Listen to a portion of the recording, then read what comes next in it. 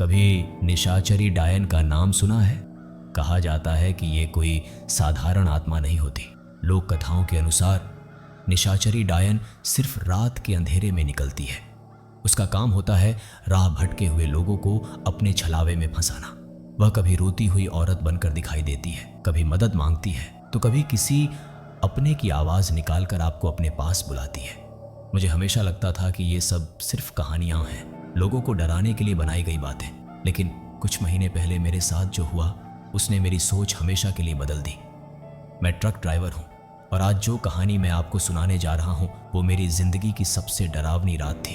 यकीन मानिए, उस रात के बाद मैंने कभी भी उस रास्ते पर अकेले ट्रक नहीं चलाया। उस रात मैं पुणे से नागपुर की तरफ सीमेंट का माल लेकर जा रहा था। रात के लगभग 1:30 बज रहे थे। जुलाई का महीना था और हल्की हल्की बारिश हो रही थी। हाईवे लगभग खाली था। कभी कभी कोई ट्रक सामने से निकल जाता, फिर कई किलोमीटर तक सिर्फ मेरा ट्रक और जंगल। एफएम रेडियो भी बंद हो चुका था। सिर्फ इंजन की आवाज़ और वाइपर की आवाज़ सुनाई दे रही थी। करीब 2 बजे मैं एक छोटे से ढाबे पर चाय पीने के लिए रुका। ढाबे का मालिक मुझे देखकर बोला, भैया अगर आज रात पुराने घाट वाले रास्ते से जाओ तो चाहे कुछ भी दिखे, गाड़ी मत रोकना। मैं हंस पड़ा। क्यों, भूत दिखेगा क्या?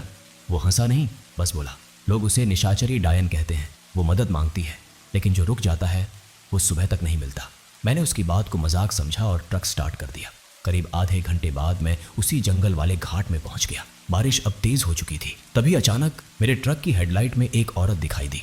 वो सड़क के बीचों बीच खड़ी थी। सफ़ेद साड़ी, लंबे काले बाल और सिर झुकाकर रो रही थी। मैंने तुरंत ब्रेक लगा दिए। दिल ने कहा, अगर सच में किसी को मदद चाहिए तो? मैंने शीशा थोड़ा नीचे किया और पूछा, बहन जी क्या हुआ? उसने धीरे धीरे अपना हाथ मेरी तरफ बढ़ाया, लेकिन एक शब्द भी नहीं बोली। मैं ट्रक से उतरने ही वाला था कि अचानक मेरी नज़र उसके पैरों पर गई। मेरे पूरे शरीर में करंट दौड़ गया। उसके पैर उल्टे थे। उसी समय मुझे ढाबे वाले की बात याद आ गई। मैंने बिना 1 सेकंड गंवाए ट्रक का गियर डाला और पूरी स्पीड से आगे निकल गया। मैंने सोचा बच गया, लेकिन असली डर तो अब शुरू हुआ था। करीब 5 मिनट बाद मैंने रियर व्यू मिरर में देखा। वो औरत सड़क पर नहीं थी।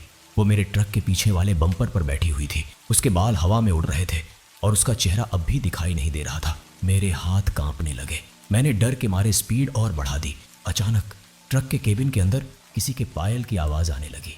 मैंने सोचा शायद मेरा वहम होगा, लेकिन तभी मेरे बगल वाली खाली सीट धीरे धीरे नीचे दबने लगी, जैसे कोई अदृश्य इंसान वहां बैठ गया हो। मेरी सांसें रुक गईं। मैंने हिम्मत करके उधर देखने की कोशिश की, लेकिन तभी मेरे कान के बिल्कुल पास किसी औरत की फुसफुसाहट सुनाई दी। इतनी जल्दी कहाँ जा रहे हो? मैं डर के मारे चीख पड़ा। मैंने तुरंत मोबाइल निकाला और हनुमान चालीसा चला दी।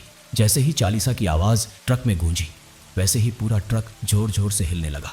ऐसा लग रहा था जैसे कोई बाहर से ट्रक को पकड़कर रोकने की कोशिश कर रहा हो। फिर अचानक सब कुछ शांत हो गया। बारिश भी रुक गई। मैं बिना पीछे देखे लगातार ट्रक चलाता रहा। करीब आधे घंटे बाद मुझे एक पेट्रोल पंप दिखाई दिया। मैंने वहीं ट्रक रोका। मेरे हाथ अब भी कांप रहे थे। वहां मौजूद गार्ड ने पूछा, भैया आप ठीक तो हो? मैंने कहा, हाँ। क्यों? उसने मेरी तरफ अजीब नजरों से देखा, फिर बोला, आपके ट्रक के पीछे अभी अभी कोई औरत बैठी थी। जैसे ही आपने गाड़ी रोकी वो जंगल की तरफ चली गई। मेरे पैरों तले जमीन खिसक गई। मैंने तुरंत पीछे जाकर देखा। बम्पर पर कीचड़ से बने 2 उल्टे पैरों के निशान थे और लोहे पर किसी के लंबे नाखूनों के गहरे खरोंच। उस दिन के बाद मैंने उस रास्ते पर कभी रात में ट्रक नहीं चलाया। आज भी जब कोई नया ड्राइवर उस घाट का नाम लेता है तो मैं सिर्फ एक ही बात कहता हूँ, अगर आधी रात को जंगल में कोई रोती हुई औरत दिखे तो इंसानियत दिखाने की कोशिश मत करना, क्योंकि हर मदद मांगने वाला इंसान नहीं होता।